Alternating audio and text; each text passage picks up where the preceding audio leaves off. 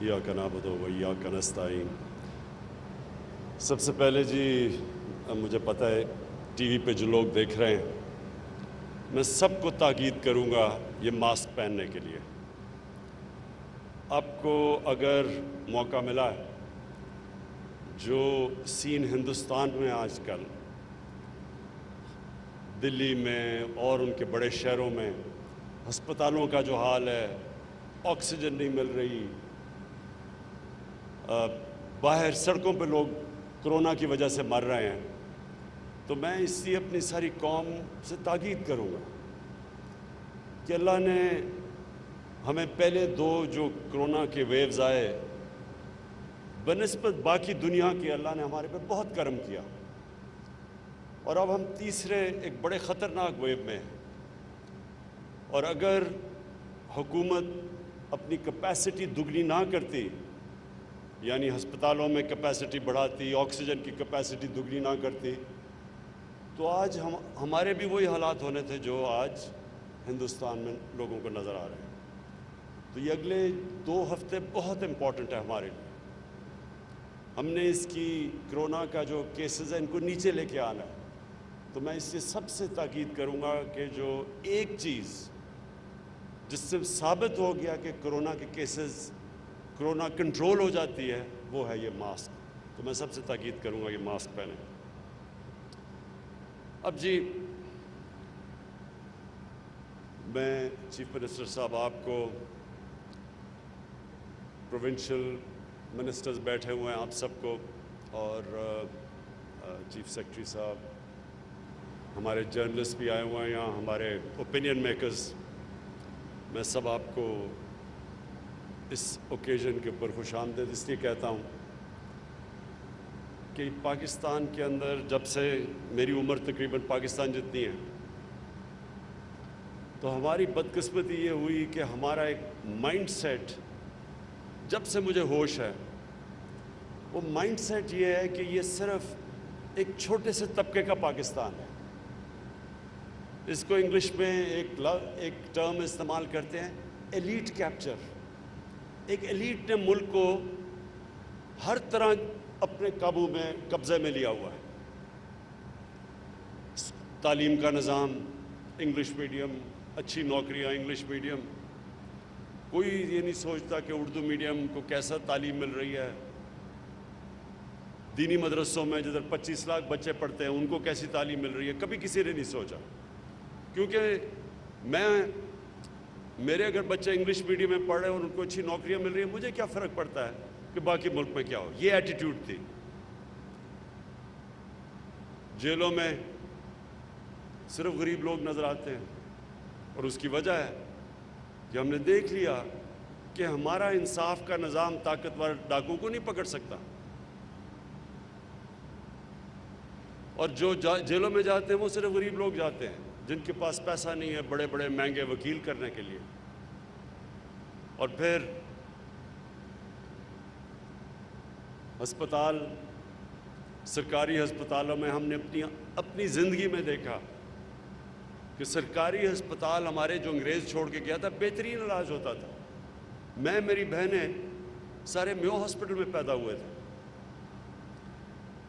लेकिन आहिस्ता आहिस्ता अमीरों के लिए प्राइवेट हॉस्पिटल्स बन गए, सिर्फ गरीब गवर्नमेंट हॉस्पिटल्स में जाते थे, और जो सुपर रिच थे वो बाहर अपना इलाज करवाते थे। तो ये जो एक सिस्टम बन गया हमारा, जिसमें ये सोच ही नहीं थी कि एक आम आदमी किस तरह अपनी ज़िंदगी गुजारता है, और उसी में ये हाउसिंग आ गई। हमने अपनी आहिस्ता आहिस्ता लाहौर को देखा कच्ची वादियाँ बनते हुए।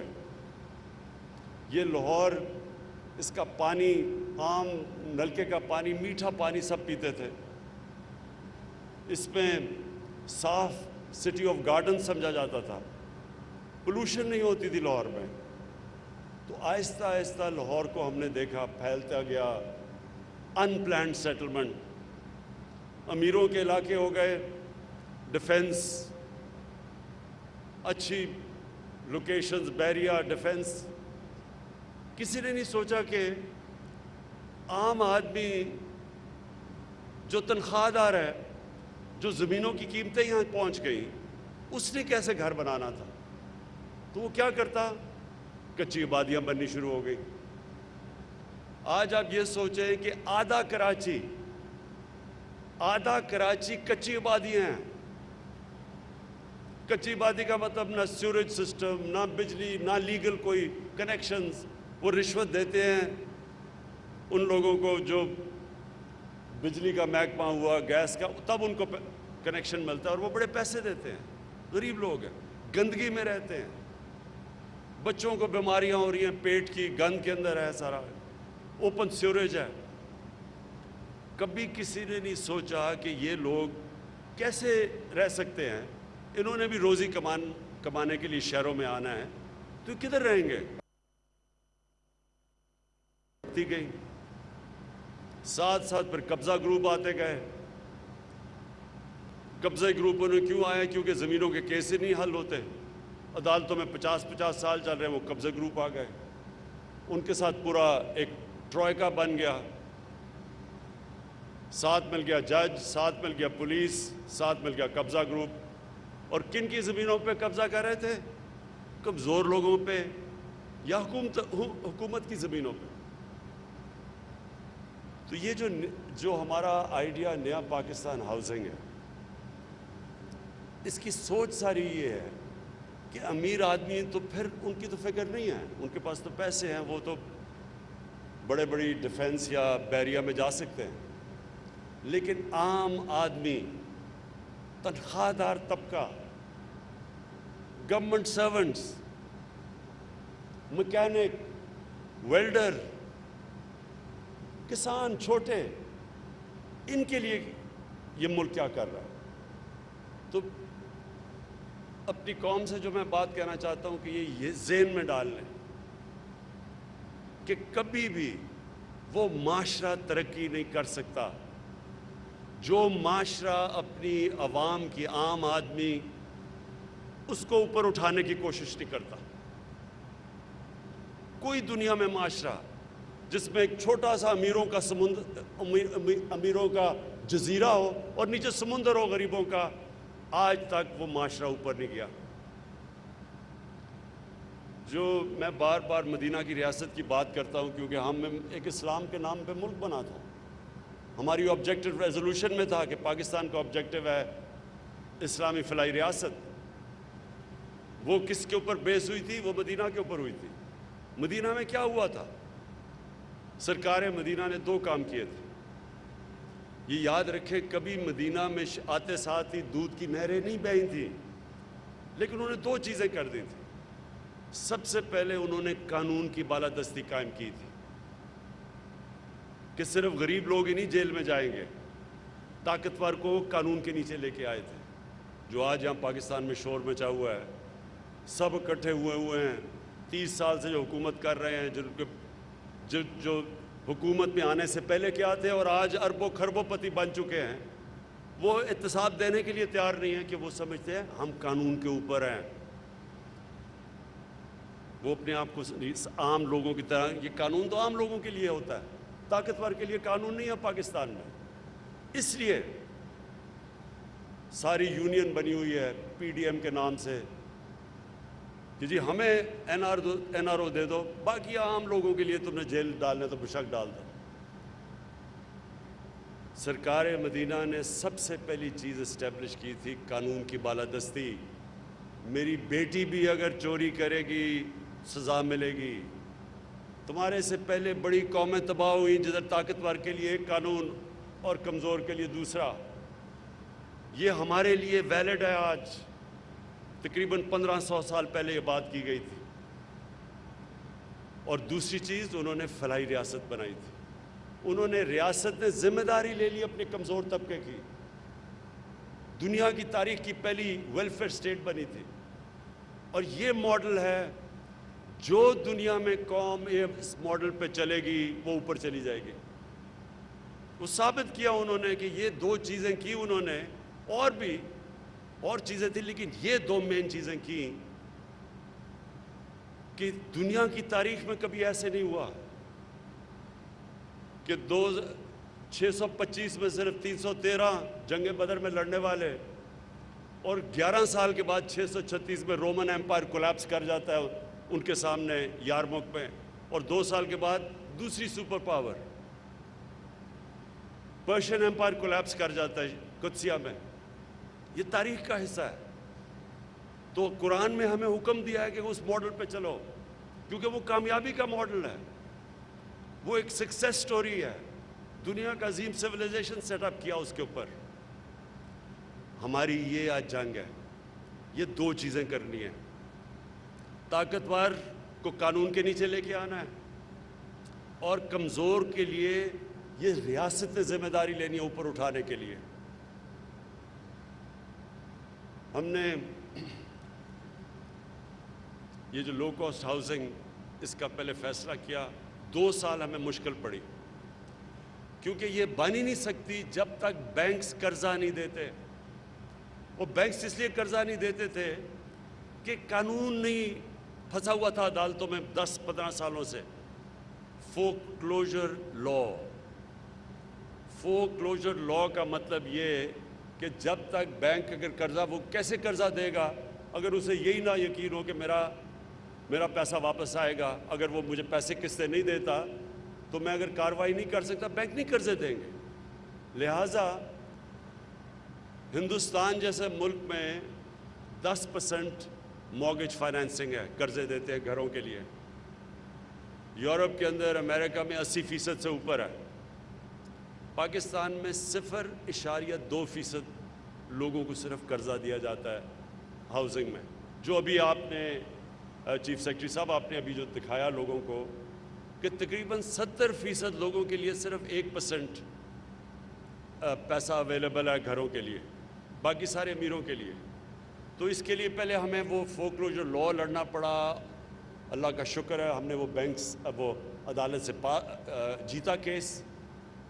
اس کے بعد اب بینکس کو لے کے آئے، اب بینکس کو ٹریننگ دلوا رہے ہیں، بینکس کو کہہ رہے ہیں کہ اپنے سٹاف کو ٹرین کریں، کیونکہ ان کو آئیڈیا ہی نہیں ہے کہ کیسے غریب آدمی کو قرضہ دینا ہے۔ وہ ایک چیلنج ہے، اس میں کئی بینک بہتر کر رہے ہیں باقیوں سے۔ بینک آف پنجاب کو میں خاص طور پہ پھر سے داد دیتا ہوں، انہوں نے پورا زور لگایا ہوا ہے ٹریننگ کرنے کے لیے اپنے سٹاف کو، کہ غریب لوگوں کو قرضہ دیا جائے، مزدوروں کو دیا جائے۔ اور اس میں گورنمنٹ آف پنجاب کو میں پھر سے ان کی بھی تعریف کرتا ہوں کہ انہوں نے اب یہ جو زمین ہے 10,000 کی آپ دے رہے ہیں مرلہ، 10,000 کا دے رہے ہیں ہم، اور جبکہ اس کی ویلیو 3, 4, 5, 6 لاکھ جتنا بھی ہے مجھے نہیں پتا۔ تو سبسڈائز زمین، اس کے اوپر سبسڈائز قرضے، گورنمنٹ، فیڈرل گورنمنٹ 3% پہ قرضہ دے رہی ہے، باقی جو اوپر بینک کو جو کاسٹ کرتا ہے وہ گورنمنٹ خود اس کا بوجھ اٹھا رہی ہے۔ پھر ہر گھر کے اوپر 3 لاکھ روپیہ سبسڈی دے رہی ہے۔ اس کا کیوں یہ کر رہی ہے؟ تاکہ جو غریب آدمی جب ایک گھر لے تو اس کو جتنا وہ کرایہ دے رہا ہے آج، اتنا ہی کرایہ وہ قرضوں کی قسطوں پہ چلا جائے اور اپنا گھر بھی اس کے پاس آ جائے۔ اور یہ ہے ایک انشاءاللہ شروعات ایک ریولوشن کی، کیونکہ یہ انشاءاللہ آپ دیکھیں گے انقلاب آ جائے گا۔ اس سے سب سے پہلے تو ایک عام آدمی جو کبھی خواب بھی نہیں دیکھ سکتا تھا کہ اپنا گھر اس کا ہو، اس کو اپنا گھر مل جائے گا۔ اس سے بڑی کوئی نعمت نہیں ہے کہ انسان کی کہ جو اس کے اپنی جو بھی محنت مزدوری مر کھپ کے، لیکن جب گھر آتا ہے تو اپنا گھر ہے اس کا۔ اور پھر یہ بہت بڑا ایک سیکیورٹی ہوتی ہے لوگوں کے لیے کہ ہمارا گھر ہے۔ ڈر لگا رہتا ہے کہ اگر کرایہ نہیں دے تو ہمیں باہر سڑکوں پہ چلے جائیں گے۔ اور اس سے پھر کچی آبادیاں جو سارے پھیلتی جا رہی ہیں، ہماری آبادی بڑھ رہی ہے، کچی آبادیاں بڑھ رہی ہیں، اور وہ اتنا بڑا پولوشن ہیزرڈ ہے اب ہمارے لیے، کیونکہ ان ٹریٹڈ سیوریج جا رہی ہے گراؤنڈ واٹر کے اندر، پانی کنٹیمنیٹ کر رہا ہے نیچے۔ جیسے جیسے پانی نیچے جاتا ہے سندھ کی طرف، 70% سندھ کا جو گراؤنڈ واٹر ہے اس میں آرسینک ہے، پولوٹڈ ہے۔ تو اگر کچی آبادیاں بنتی جائیں گی اور سیوریج ان ٹریٹڈ جائے گا، آخر تو اس کا نقصان ہوگا، ہمیں ہی ہوگا۔ اس لیے کچی آبادیاں انشاءاللہ ان کے لیے ہمارا ایک اور پلان بنا ہوا ہے ہم نے جو ماڈل جو ترکی میں استعمال کیا گیا ملیشیا میں، انشاءاللہ اس ماڈل کے ذریعے ہم سارا رینیو کریں گے، کچی وادیوں کو چینج کریں گے، کیونکہ وہ سارے علاقوں کے اندر جس طرح کراچی، آدھا کراچی کچی وادی ہیں، تو اس کے لیے پورا پلان بنا رہے ہیں کہ کچی وادیوں کو کنورٹ کریں، انہی لوگوں کو مالکانہ حقوق دیں، انہی لوگوں کو جس طرح یہ گھر دے رہے ہیں، سیوریج، پانی، بجلی سب کچھ دیں، ان کے پاس مالکانہ حقوق آئیں اور وہ علاقہ بھی تبدیل ہو جائے اور گورنمنٹ بھی پیسے بنائے۔ پھر دوسرا اس کا فائدہ یہ ہے کہ جب ہاؤسنگ شروع ہوتی ہے تو ہاؤسنگ سے 30 انڈسٹریز کنیکٹڈ ہے، تو جیسے ہی ہاؤسنگ آپ گھر بنانے شروع کرتے ہیں تو 30 اور انڈسٹری چلنی شروع ہو جاتی ہے، ساری ملک کی اکانومی اٹھ جاتی ہے۔ ایک طریقہ ملک کی اکانومی کو اٹھانے کا ہے کہ ملک میں ہاؤسنگ شروع کر دیں، اور انشاءاللہ ہماری یہی سوچ ہے کہ ہم جب اب اپنا روزگار ہم نے لوگوں کے لیے دینا ہے، ہم نے اپنی گروتھ ریٹ بڑھانی ہے، تو سب سے زیادہ ہمارا ایمفیسس اب یہ ہاؤسنگ کے اوپر ہے۔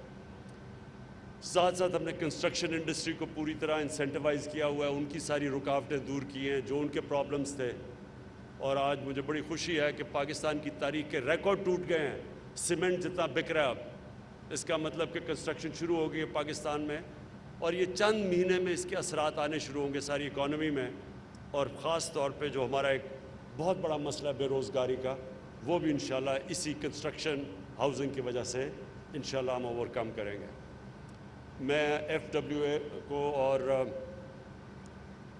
ان کو اس لیے میں آج مبارک دیتا ہوں کیونکہ انہوں نے بڑی تیزی سے کام شروع کیا، ہمیں ریکارڈ ٹائم پہ وہ ہمیں یہ لو کاسٹ ہاؤسنگ بنا کے دے رہے ہیں، تو ان کو بھی میں آج خراج تحسین پیش کرتا ہوں کیونکہ وہ بھی اس کا حصہ ہے۔